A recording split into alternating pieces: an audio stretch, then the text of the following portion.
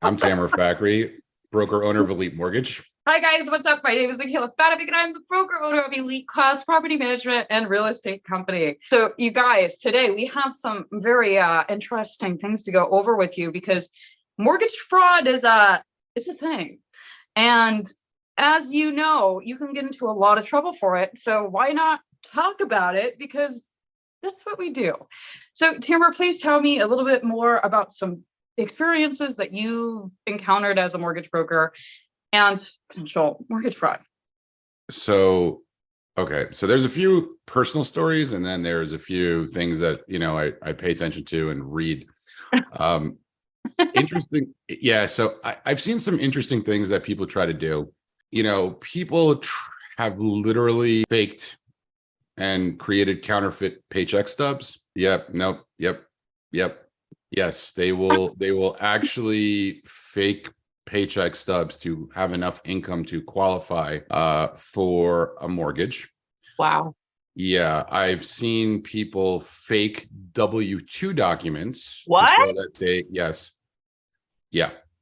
So literally change a number. Like, I don't know what they do. I don't know if they scan these things and then they Photoshop change. I don't know how they do it. I don't, I'm not the guy to do it, but yeah, I've actually had people send fake documents. We've seen people create fake bank account information. So adding extra money into an account that just is there. I've had people say that they worked at places that they actually didn't work at. Right. So, somehow they got a paycheck stub from a company that they literally do not work at. But there's a lot of things that people don't even realize, right? That there are ways to commit mortgage fraud. Lying on your application in and of itself is considered mortgage fraud. So, you literally have to sign that document at the end saying everything that you put on this document is true. And it's not always. Sometimes it is falsified in some way, even as something as simple as your start dates or end dates at companies. And if you say, yeah, no, everything is here is legitimate, and you sign that document, you have committed mortgage fraud. Ooh, you know what? It was a good one. When people try to use first-time homebuyer loans for investment properties and they know what they're doing. I had one lady, she came to me and she's like, listen, I'm getting an FHA loan and then I'm renting it. I was like, that's fraud, man. Yes, that is fraud. That is a big one. You want to know something really interesting? So we had clients, and this is funny, they didn't actually commit fraud, but it was an interesting situation, right? So there are occupancy requirements that need to happen, right? So if I get an FHA loan and say I'm getting one because I'm moving from one state to another, I actually have to occupy the property in a certain amount of time, or again, it's considered fraud, right? What? And yeah, and there was a situation where it was a married couple that were moving out of, I think, the DC area and coming to New Jersey, and they were trying to purchase a home, and it was going to be in waves, right? Because one of the spouses had to go first before the other one based on just their work situation. And for some reason, the lender we were working with just had it in their head that they thought that this was just all being falsified. And we're like, it's not, it's legitimate. Here's their house. They've owned this house. They're now moving to another house out of state, certain distance. Because again, even FHA, like if you have an FHA loan right now and you have to move and you have to have a certain number of miles that you move away, they were actually had investigators that would show up at different hours of the day and night to make sure that these people were actually occupying the property, which they were. They were legitimately occupying the property. But yeah, for some reason, they got it in their head that they thought they were trying to commit mortgage fraud, that they were not going to occupy this property. And the lenders send investigators to knock on the door at different hours to make sure they were there.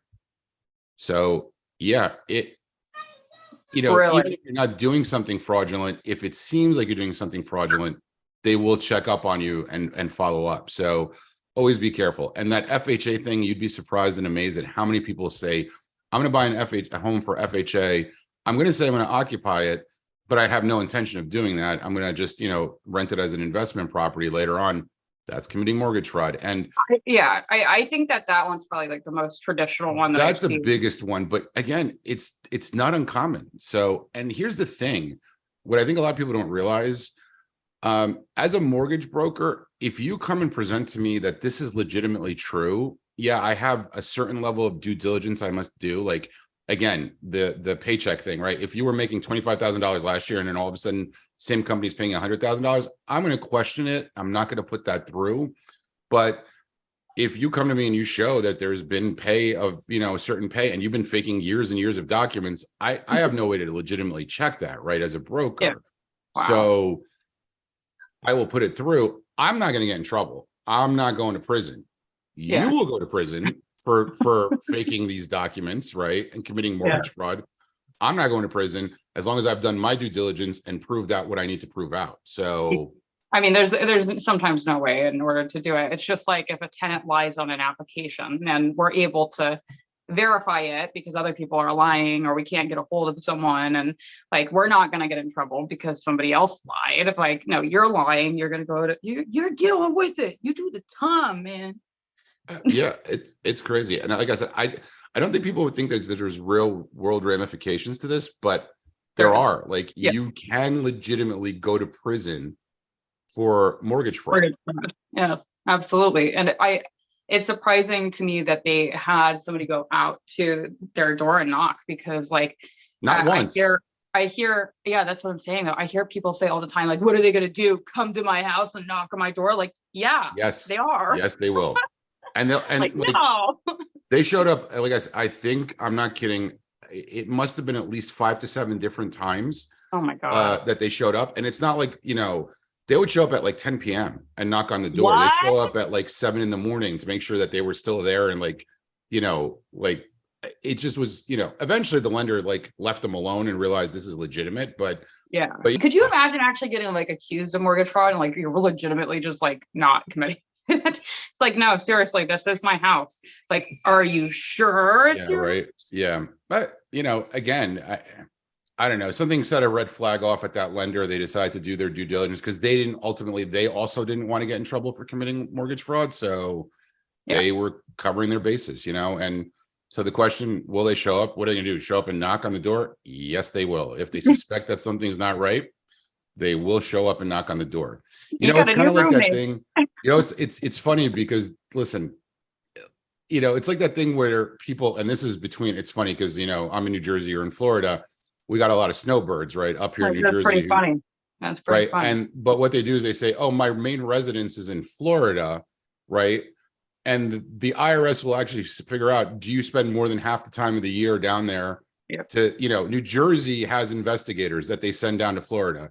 The federal government has investigators that they will send down to Florida. They want to make sure that if you're getting that write-off on those taxes, that you legitimately deserve it. I actually just read an article the other day about a loan officer who was sentenced to 5 years in federal prison because he was doing 2 things. He was, one, accepting falsified documents that he knew were falsified, as well as helping to falsify documents.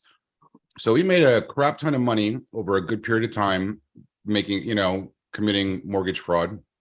And then he ended up in prison, had to make restitution and pay back everything anyway. So wow, definitely not worth it, which is why, like I said, for us, we always verify, triple verify, quadruple verify. Like, if something doesn't make sense, if the numbers don't tie out, if your tax returns don't match your bank statement deposits, don't match your paycheck stub, you're not getting far with us. So think twice about it, or maybe 3 times before you decide that you want to do it.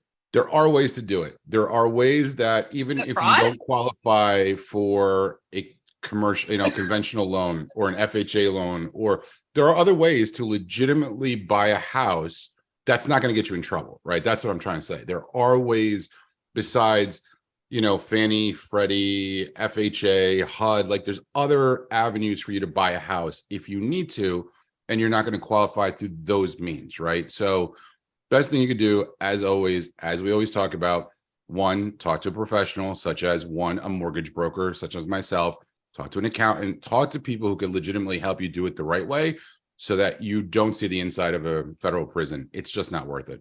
Yeah, no, it's definitely not.